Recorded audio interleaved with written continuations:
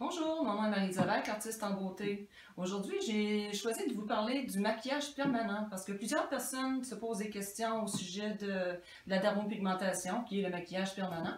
Et c'est ce quoi je vais répondre à vos questions aujourd'hui.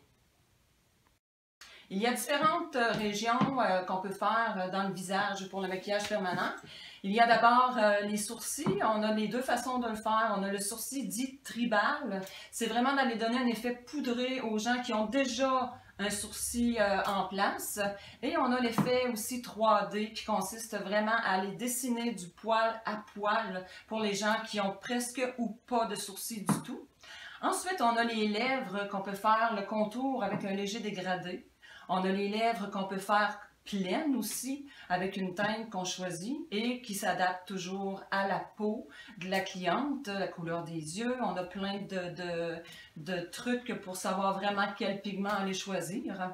On a pour les yeux, on a l'intralash qui consiste à aller mettre un pigment noir au travers des cils, de la base des cils.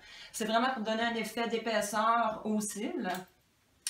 Et on a aussi le eyeliner que tout le monde connaît en faisant une ligne au-dessus de l'œil. Et je dois vous aviser que chaque maquillage permanent qu'on fait, là, on fait toujours un dessin avant sur notre cliente pour vraiment déterminer la couleur et la forme.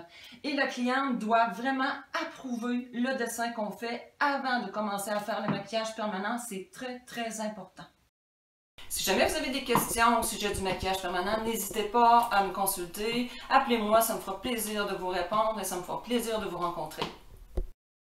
Et aujourd'hui, on fait la retouche parce qu'on doit toujours faire une retouche 5 semaines après avoir fait le maquillage. Pourquoi? Parce que il n'y a pas une personne qui réagit pareil aux pigments et notre corps rejette des pigments à certains endroits plus que d'autres.